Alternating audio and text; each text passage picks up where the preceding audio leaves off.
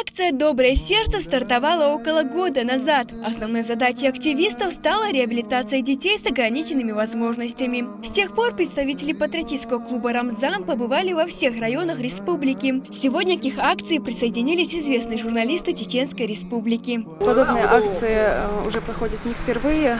Вместе с патриотическим клубом «Рамзан» не раз выезжали по адресам. Но думаю, это хотя бы какой-то маленький лучик света, который мы можем дать от себя. Дети с ограниченными возможностями особо нуждаются в заботе и помощи. 4 семьи города Урус-Мартан смогли увидеть улыбки на лицах своих детей. Организаторы отметили, что такие акции станут регулярными. Уже посетили более 100 детей.